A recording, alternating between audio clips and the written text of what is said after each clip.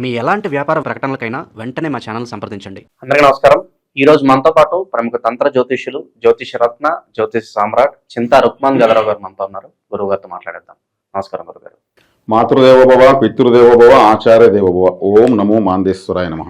గురుగారు, నక్షత్రాల సిరీస్ లో భాగంగా ఈ రోజు మనం మూల నక్షత్రం గురించి మాట్లాడదాం. ఏంటి ఈ నక్షత్రం యొక్క ప్రత్యేకతలు, సహజ సిద్ధ లక్షణాలు ఏ విధంగా ఉంటాయి, ఈ నక్షత్రంలో పుట్టిన వారి జాతకం ఓవరాల్ గా ఎలా ఉంటుందంటారు? ఈ మూలా నక్షత్రం అనేది చాలా గొప్ప నక్షత్రము. మనకు మూలాధార చక్రాన్ని సూచిస్తుంటారు. ఇది విఘ్నేశ్వర శక్తి కలిగిందని కూడా చెప్తారు.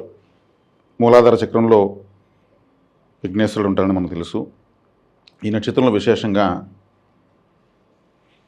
ఆంజనేయ స్వామి ఈ నక్షత్రంలో పుట్టినట్టుగా నేను పరిశోధన తెలుసుకున్నాను. మరి ఆంజనేయ స్వామికి వేరే నక్షత్రాలు కూడా కొన్ని చెప్తా ఉంటారేమో నాకు తెలియదు, కానీ నేను నమ్మింది ఆంజనేయ స్వామి యొక్క జన్మం వచ్చింది. ఆయన చిరంజీవి, సప్త చిరంజీవులు ఆయన ఉన్నాడు. చెప్పాలంటే ఇంకా ఆయన మహాపరమ రామభక్తుడు. అంత గొప్ప నక్షత్రంలో ఆంజనేయ స్వామికి జన్మ వచ్చింది కాబట్టి నేను చిన్నప్పుడు చాలా ఆంజనేయ స్వామి భక్తుడిని. అంటే ఇప్పుడు కాదా అంటే నేను జ్యోతిషశాస్త్రం నేర్చుకున్న తర్వాత నాకు మూలా నక్షత్రం నాకు వ్యతిరేక నక్షత్రం అని తెలిసిన తర్వాత నేను ఆరాధన ఆపి నేను రాముడు ఆరాధన చేస్తున్నాను. రామభక్తులను ఆంజనేయ స్వామి ఆటోమేటిక్ సేవ్ చేస్తాడు. ఆంజనేయ స్వామిని పూజించాల్సిన పని, రాముడిని పూజిస్తే ఆంజనేయ స్వామి అడగకపోయినా మనతోడు ఉంటాడు.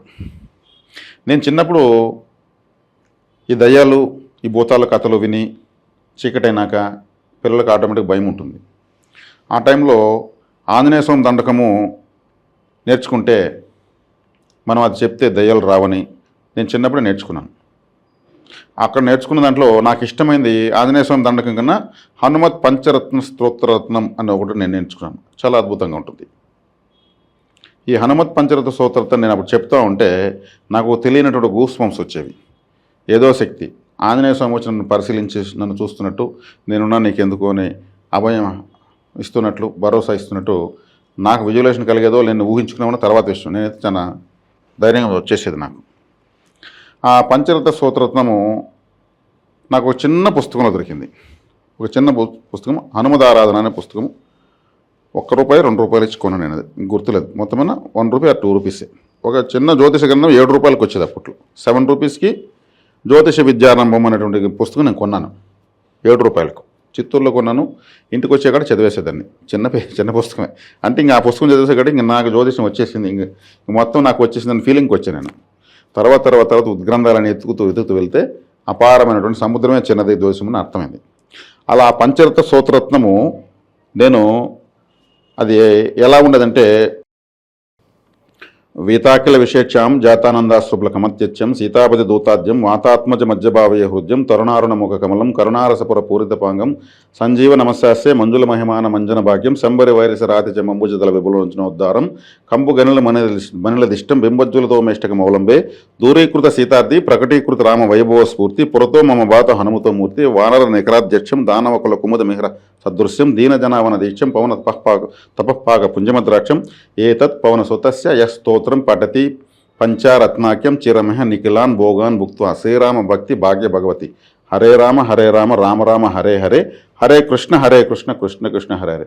తండ్రి యోగాంజనేయ వీరాంజనేయ సుప్రసన్నాంజనేయ అంజనీపుత్ర వాయునందన రుద్రాంశ సంభూత జై బజరంగబలి జగదేక వీర శ్రీరామ భక్త శిరసానామం శ్రీ సూర్యనారాయణ శిష్య శ్రీ సువచ్చలా సమేత శ్రీ ప్రసన్నాంజనేయ స్వామి భావి బ్రహ్మ ఉష్ట్ర వాహనధర సమస్త శుభాలు ప్రసాదించు స్వామి అనేవాడిని.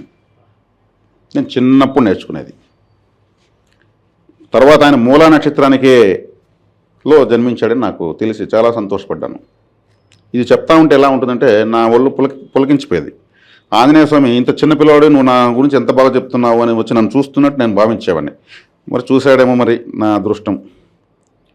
ఎందుకంటే చిన్నప్పుడు రియల్గానే హ్యాపీగా ఫీల్ అయ్యేవాళ్ళు. ఆంజనేయ స్వామి అంటే పిల్లలు అలా గద ఎత్తుకున్నట్లు ఫైటింగ్లు చేసేవాళ్ళు, యాక్టింగ్లు చేసేవాళ్ళు, అంత ఇష్టం అన్నమాట. ఆయన ఒక సిబిఐ ఆఫీసర్. మూల అంటే ఏమి? మూల గ్రంథాలు, సీక్రెట్ డాక్యుమెంట్స్ అని కదా అర్థం. ఆయన సిబిఐ ఆఫీసర్ లంకలో దిగాడు. మరణానికి అవకాశం లేని రావణాసురుని యొక్క మర్దనానికి ఉపయోగపడ్డాడు. సాక్షాత్ శ్రీ మహావిష్ణువుకే ఆయన సపోర్ట్ అయ్యాడు. సాక్షాత్ పరమేశ్వరుడే ఆంజనేయ స్వామి, ఇంకెవరోగా సాక్షాత్ పరమేశ్వరుడే. పరమేశ్వరుడే వానరంగా జన్మించేట్టుగా వరం ఉంది. నారాయణుడు శ్రీ మహావిష్ణువే మానవుడిగా పుట్టాడు. నరవానరులుగా వీళ్ళిద్దరు పుట్టాలనేసి రావణాసుడు కోరిన వరంలో వాళ్ళు ఆయన ఛాన్స్ ఇచ్చాడు. వాళ్ళందుకు వాళ్ళు వచ్చారు, దిగారు. ఈయన లేకపోతే ఆయన లేడు, ఆయన లేకపోతే ఈయన లేడు. కాబట్టి రామావతారం చాలా గొప్పది. రామావతారం చాలా గొప్పది. రాశి అంటారు, మన జ్యోతిష్యంలో రాశి అంటారు కదా. రాశి అంటే ఏమి? రాముల్లో రా, సీతలో సి. మొట్టమొదటి జాతకం రాసింది రాముడికి సీతకే. అంతకుముందు యజ్ఞాలు యాగాలు హోమాలు తప్పుతూ ఉంటానే కానీ రాముడికి సీతకి జాతకం రాశారు. మొట్టమొదటి ఆ రాముల్లో రాని సీన్ తీసుకుని రాసి అన్నారు. ఏం పెట్టాలా ఈ గ్రహ మండలాలకు 30 డిగ్రీలకు ఒక్కొక్క మేష రాశి, రాముడు సీత, ఇది అసలు విషయం. కాబట్టి అటువంటి రామబంటనుడు ఆంజనేయ స్వామి పుట్టినటువంటి మూలా నక్షత్రం మామూలు నక్షత్రం కాదు. స్వర్గీయ శ్రీ ప్రజానాయకుడైనటువంటి శ్రీ వైఎస్ రాజశేఖర రెడ్డి గారు మూలా నక్షత్రం అని నేను విని చాలా సంతోషపడ్డాను. ఆయన అందుకే ప్రజానాయకుడు అయ్యాడు. వీళ్ళు దేనికి భయపడరు, దేనికి తలవంచరు. చాలా గొప్ప నక్షత్రం. ఈ ఆంజనేయ స్వామికి తర్వాత నక్షత్రం పూర్వాషాఢ. పూర్వాషాఢ యుద్ధానికి ప్రతీక. ఈయన సంపత్తారకు సంబంధించిన యుద్ధాన్ని ఈయన ఎప్పుడు ఆయుధం ఎత్తుకొని ఉంటాడు. ఆయనకి అక్కడే వచ్చింది మార్షల్ ఆర్ట్స్ మొత్తం ఆంజనేయ స్వామి నుంచి వచ్చింది. నేటి కరాటికి ఆద్యుడు నాటి ఆంజనేయుడే. ఆయన చేయని మార్షల్ ఆర్ట్స్ అంటూ లేవు. మన వాళ్ళు ఆ పేరు పెట్టుకోలే, మాది అని నిరూపించుకోలేదు. కరాటే మాది, టేక్వాండో మాది, బాక్సింగ్ మాది అన్నీ ఆయన చేసాడు. ఈయనకు పరమమిత్ర తార జ్యేష్ఠ నక్షత్రం. జ్యేష్ఠాదేవి తెలుసు కదా, జ్యేష్ఠాదేవితో కూడా ఈయన ఉంటాడు. సంపత్తార సంబంధించిన యుద్ధాన్ని చేస్తూ ఉంటాడు. జ్యేష్ఠాదేవి ఫోటో చూస్తే పైన ఆంజనేయ స్వామి ఉంటాడు, ఇంకో పక్క కాలభైరుడు ఉంటాడు. జ్యేష్ఠాదేవి ఆరాధించే వాళ్ళు ఆమెతో కూడా ఆంజనేయ స్వామి కాలభైరుడు కూడానే ఉంటారు. అంత శక్తివంతమైన దేవత జ్యేష్ఠాదేవి. ఆశ్చర్యం వేస్తుంది, ఎందుకు ఇక్కడ ఆంజనేయ స్వామి ఇలా ఉన్నాడు ఈ కారణంలో కాలభైరుడు ఎందుకు అనిపిస్తుంది. జ్యేష్ఠాదేవితో వాళ్ళిద్దరు ఉంటారు, వాళ్ళ ముగ్గురు కలిసే ఉంటారు. కాబట్టి ఆయన పరమమిత్ర తారైనటువంటి జ్యేష్ఠాదేవిని వదిలాడా, సంపత్తారైనటువంటి యుద్ధప్రీతిని వదిలాడా? అన్ని విద్యలు ఆయన తెలియనట్టు లేదు. అటువంటి అద్భుతమైన నక్షత్రం ఈ మూలా నక్షత్రం. జ్యోతిశాస్త్రానికి ఇక్కడ విఘ్నేశ్వరుడే పుట్టాడని కూడా అంటారు. మూలాధార చక్రానికి అధిపతి మూలా నక్షత్రంలో ముఖ్యంగా పుట్టాడు. సంతోషం, కాదనలేదు. నేను ఆంజనేయ స్వామిని గట్టిగా నమ్మాను. ఉత్తరాషాఢ నక్షత్రము విఘ్నేశ్వరుడని నేను కొన్ని నా పరిసరాలు నేను తెలుసుకున్నాను. కానీ అట్లా కూడా వినాయకుడు అంటే కూడా గొప్ప నక్షత్రమే కదా. కాబట్టి ఈ మూలా నక్షత్రంలో పుట్టిన వాళ్ళు దేనికి భయపడరు. వాళ్ళు ఉన్నంతకాలంలో గొప్పగానే బతుకుతారు. ఎదురుగాలికి ఎదురెళ్తారు. క్లిష్ట పరిస్థితులని ఇష్టపడతారు. క్రమశిక్షణ కోల్పోరు. అందుకే ఆంజనేయ స్వామి ఆ నక్షత్రంలో జన్మది వెయిట్ చేసి నక్షత్రం తీసుకున్నాడు. ఆయన అన్ని సవాళ్ళే చూశాడు. ఆయన కోసం ఆయన బతికినట్టు ఎక్కడ లేదు. ఆంజనేయ స్వామి తన కోసం తను ఏం చేసినట్టు ఎక్కడ చేతితో కనిపించదు.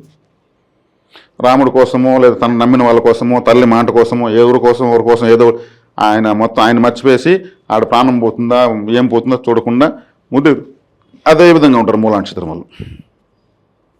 ఈ మూలా నక్షత్రం వాళ్ళు ఒక విధంగా చెప్పంటే అది 60 సంవత్సరాల ఆయుష్ ప్రమాణము అని కూడా అంటారు. మరి రాజశేఖర గారు కూడా 60 దాటగానే ఆయన స్వర్గస్థులైనారు. మూలా నక్షత్ర ప్రభావం అని కూడా ఒక చర్చ ఉంది. నేను కొంతమంది జ్యోతిష్యులతో వాళ్ళు ఇప్పుడు లేరు, చనిపోయారు, చర్చించడం జరిగింది. కాబట్టి ఈ నక్షత్రము ఎన్ని రోజులు ఉన్నామని కాదు, ఎంత గొప్పగా బతికామనేది విషయం. కానీ ఇక్కడ వచ్చేకాడికి మృత్యుంజయుడు ఆయన పేరు పరమేశ్వరుడికి, ఆయన ఈ నక్షత్రం తీసుకున్నాడు కాబట్టి ఆంజనేయ స్వామి చిరంజీవి అయ్యాడు. రామావతారం సమాప్తి అయింది, హనుమదవతారం సమాప్తి కాలేదు. ఆయన ఇప్పుడు కూడా గంధమాదన పర్వతంలో హిమాలయాల్లో అరటి చెట్ల మధ్యలో తపస్సు చేస్తున్నాడు. మరెన్నో క్షేత్రాల్లో ఎంతోమందికి తపస్సులో కనిపిస్తున్నాడు. ఆయన గురించి నేను బాగా తెలుసుకున్నాను, ఇష్టపడ్డాను కాబట్టి, ఆరాధించాను కాబట్టి ఈ హనుమత్ పంచరత్న స్తోత్రత్నాన్ని జనగణ మనకన్నా సులభంగా నేను చెప్పగలిగాను. నేను ఆరాధించినాను అని దేవుడి పైన ఆరాధించాను, తప్పు చెప్పకూడదు. మళ్ళీ తర్వాత మూలా నక్షత్రం నాకు వ్యతిరేకం తెలిసినాక నేను ఆయన్ని శ్రీరామ ఆరాధనతో ఫుల్ఫిల్ చేసుకుంటున్నాను. నాకు కుబేర బిందు అవుతారు శ్రీరామచంద్రుడు. పునర్వస నక్షత్రం కుబేర బిందు. అందుకు శ్రీరాముడు అవతారం ఆరాధన చేసే కొద్దికి నాకు ఫైనాన్స్ రెడీ అవుతుందని అర్థమవుతుంది, వస్తుంది నాకు తెలుసు. కాబట్టి నేను రామారాధన పట్టుకున్నాను. రామారాధన పట్టుకుంటే రామభక్తులను ఆంజనేయ స్వామి సేవ్ చేస్తాడు. కాబట్టి నాకు ఆ గిఫ్ట్గా ఆయన ఇచ్చింది ఏమంటే, మా చిన్న అబ్బాయి ధనుర్లగ్నంలో పుట్టి మూలా నక్షత్రం లగ్నం పడింది. ఆ ప్రభావం అట్లే వచ్చింది.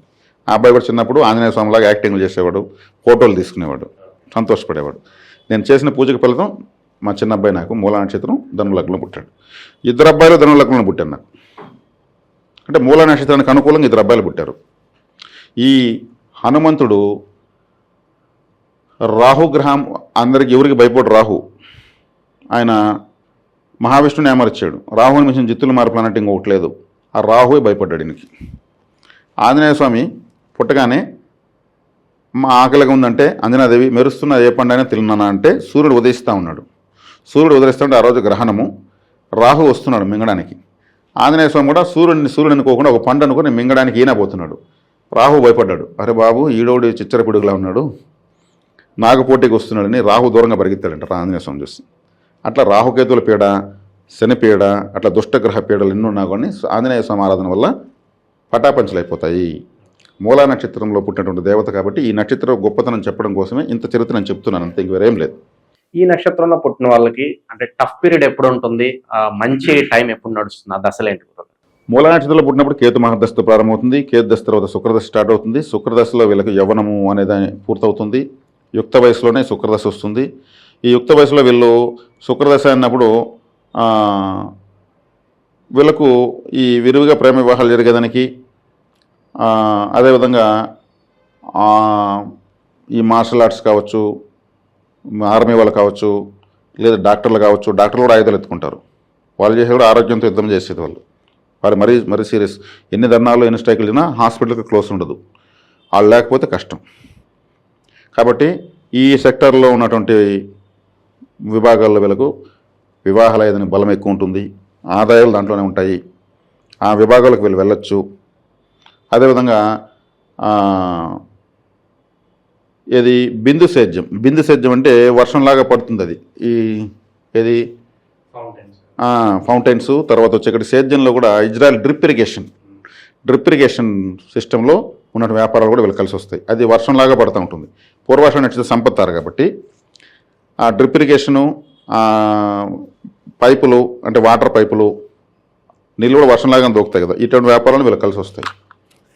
తర్వాత శుక్రదశ అలా నడుస్తుంది, బాగానే ఉంటుంది. శుక్రదశ అయిన తర్వాత వీళ్ళకు పెట్టేది రవిదశ పెడుతుంది. రవిదశ వీళ్ళకి వ్యతిరేకం, విపత్తార. రవి వీళ్ళకి అనుకూలమైన స్థానాలు ఉండాలి. ఈ నక్షత్రంలో ఈ దశలో పుట్టిన వాళ్ళకు పితృదోషం ఉంటుంది. పితృదోషం అంటే పూర్వీకులకు అనుగ్రహం ఖచ్చితంగా ఉండదు, కానీ వీళ్ళకి తండ్రి రోల్ మోడల్. ప్రతి ఒక్కదానికి మా నాన్న అలా, మా నాన్న ఇలా, మా నాన్న అలా మాకు చెప్పించాడు, వాళ్ళ నాన్న చేయకపోతే వాళ్ళ నాన్న చేసినట్టు పిల్లకాయల దగ్గర చెప్పుకుంటుంటారు. ఎంత వాళ్ళ నాన్న ఏదో పెద్ద హీరోలాగా చెప్తారు రావుడా, అండ్ వాళ్ళ నాన్న చూసి ఏమి తీసిడు అని కూడా వాళ్ళు అనుకుంటుంటారు. లేదురా మా నాన్న ఎవరికి చూపించని చెప్పి అంటుంటారు. అబద్ధం చెప్పిన తండ్రిని గొప్పగా మాట్లాడతారు. అదేవిధంగా వీళ్ళకి పితృదోషం అంటే వీళ్ళ యొక్క తండ్రి అమావాస్య రోజు పితృపరిహారాలు చేయాలి. అప్పుడు వీళ్ళకి అభివృద్ధి ఉంటుంది. వీళ్ళ తండ్రి పరమపదించిన తర్వాత వీళ్ళు చేయాలి. తర్వాత చంద్రమహర్దశ వీళ్ళకి చక్కగా ఉంటుంది. చంద్రదశ యోగిస్తుంది, క్షేమతార కాబట్టి. చంద్రుడు అంటే శ్రవణ నక్షత్రం, 4వ నక్షత్రం శ్రవణం. శ్రవణం అంటే ఏమి? వినడము అంటే వీళ్ళు శ్రవణ నక్షత్రం వెంకటేశ్వర స్వామిది అంటారు. వెంకటేశ్వర సుప్రభాతం ప్రతిరోజు ఉంటే వీళ్ళకి మంచిది. విష్ణు సహస్రనామాలు వింటే మంచిది. శ్రీకృష్ణుడికి సంబంధించిన విష్ణు అవతారాలకు సంబంధించినటువంటి శ్లోకాలు, కవచాలు, దండకాలు, స్తోత్రాలు వింటూ ఉంటే మంచిది. క్షేమంగా ఉంటారు అంటే అన్నీ సమకూరుతాయని అర్థం. చంద్ర సంబంధమైనటువంటి వ్యాపారాలు చేయొచ్చు. 4వ నక్షత్రం కాబట్టి 4వది వాహనాన్ని సూచిస్తుంది, గృహాన్ని సూచిస్తుంది. రియల్ ఎస్టేట్ చేయొచ్చు, లేదంటే ఇంటీరియర్ డిజైన్స్ చేయొచ్చు, లిఫ్ట్లు చేయొచ్చు. కిందికి పైకి వచ్చేది కదిలేదంతా చంద్రుడు, అందమైనటువంటిది. అదేవిధంగా హోటల్స్ పెట్టచ్చు, లేదంటే సౌండ్ సర్వీసెస్ పెట్టుకోవచ్చు, మ్యూజిక్ డైరెక్టర్లు కావచ్చు, వినిపించవచ్చు శ్రావ్యమైన సంగీతాన్ని. మ్యూజిక్ ఇన్స్ట్రుమెంట్స్ మ్యానుఫ్యాక్చరింగ్ చేయొచ్చు. మంచి సన్నాయి ఊదేటువంటి వ్యక్తి అవుతాడంటే శ్రవణ నక్షత్రం ఫేవర్గా ఉంటుంది. సంగీతం, మంచి గాత్రం, పాటలు వినిపించడం. ఇప్పుడు గాయకులు, సింగర్స్ అంతా ఎక్కడి నుంచి వస్తున్నారు? శ్రవణ నక్షత్రం ద్వారా ప్రపంచానికి వినిపిస్తున్నారు, గాయకులు అవుతున్నారు. మరి ఆ ఇన్స్ట్రుమెంట్స్ అంతా ఎక్కడి నుంచి వస్తున్నాయి? శ్రవణ నక్షత్రం సంబంధించినవి. దానికి సంబంధించిన రిపేర్, ఇప్పుడు కుట్టు మిషన్ ఉంటే దాన్ని రిపేర్ చేసే సర్వీస్ సెంటర్ ఒకటి ఉంటుంది. అట్లా ఈ ఇన్స్ట్రుమెంట్స్కి సర్వీస్ సెంటర్లు ఉంటాయి. వాటికి స్పెషలిస్ట్ టెక్నీషియన్స్ ఉంటారు, వాళ్ళు బయటపడరు, కానీ వాళ్ళు ఉంటేనే అవి రెడీ అవుతాయి. ఈ రెడీ అయిపోయింది టెక్నీషియన్ తిరిగిపోవాలంటారు.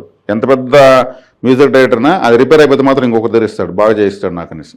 దాన్ని బాగుంటే కొట్టగలడు అతను. అటువంటి సెక్టార్లు వీళ్ళకి బాగా కలిసి వస్తాయి, ఫుడ్ సెక్టార్స్ అన్నీ కూడా. అదేవిధంగా సిల్వర్ స్క్రీన్, చంద్రుడు ఎలా ఉంటాడో సిల్వర్ స్క్రీన్ అలాగనే ఉంటుంది. వెండి తెర సినిమా పరిశ్రమలో ఎక్కువగా ఈ నక్షత్రం వాళ్ళకు, మూలా నక్షత్రం వాళ్ళకు అవకాశాలు బాగుంటాయి. వైట్ అండ్ వైట్ బాగా బ్రహ్మాండంగా ఉంటుంది. ఇప్పుడు మూలా నక్షత్రంలో రాజశేఖర్ గారు పుట్టింది, ఆయన వైట్ అండ్ వైట్లో ఎంత బాగుంటాడు, ఆయన నిజంగా చందమామ నడిచినట్టు ఉంటాడు. అట్లాగే అలా కలిసి వచ్చిన వాళ్ళు అలాగ ఉంటారు, ఇబ్బంది ఏం లేదు. ఆ వైట్ అండ్ వైట్ వేసుకుని మాస్గా కనిపించే వాళ్ళు ఉన్నారు మొరటుగా. కాబట్టి ఇది చంద్రదశ బాగుంటుంది. చంద్రదశ వీళ్ళకి ఎప్పుడు వస్తుంది? 20-26 సంవత్సరాల తర్వాత వస్తుంది. అంటే కరెక్ట్గా పెళ్ళి పిల్లలు పుట్టిన వయసులో వస్తుంది. 10 సంవత్సరాలు బాగా యోగిస్తుంది. చంద్రదశ తర్వాత వీళ్ళకి పెట్టేది కుజమహర్దశ. కుజుడు ధనిష్ట నక్షత్రం 5వ తార. అప్పుడు వీళ్ళకి ఏదన్నా గొడవలు, శత్రుబాధలు, సోదరి కారక దోషాలు, వీళ్ళకి ప్రమాదాలు జరగడము లాంటివి జరిగేదని అవకాశం ఉంటుంది. అదే కుజదశ అయిన తర్వాత రాహుదశ బాగా యోగిస్తుంది వీళ్ళకు. రాహు వీళ్ళకి అనుకూలమే. ఎందుకంటే మూలా నక్షత్రంలో పుట్టిన ఆంజనేయ స్వామి రాహుని వశం చేసుకుని చెప్పాను కదా పుట్టగానే. కాబట్టి రాహుదశ వీళ్ళకి ఫేవర్. రాహుదశ 18 సంవత్సరాలు బాగా జరుగుతుంది. ఆ రాహుదశ యొక్క ప్రత్యేకత ఏమంటే యోగిస్తే కూడా కొంత మోసం చేస్తుంది. ఆ దశలో మోసపోవాలనేది ఒకటి ఉంటుంది. కానీ అందరంతా మోసపోకుండా తక్కువ మోసపోతారు. మోసం ద్వారా ప్రపంచం నడుస్తూ ఉంది. నరజాతి సమస్తం పరపీడన పరాయణం. ప్రతి ఒక్కరు ఇంకొకరిని దోచుకోవడానికి ఉన్నారు. ఆ దోచుకునే దాంట్లో నిజాయితీగా దోచుకుంటే చాలు.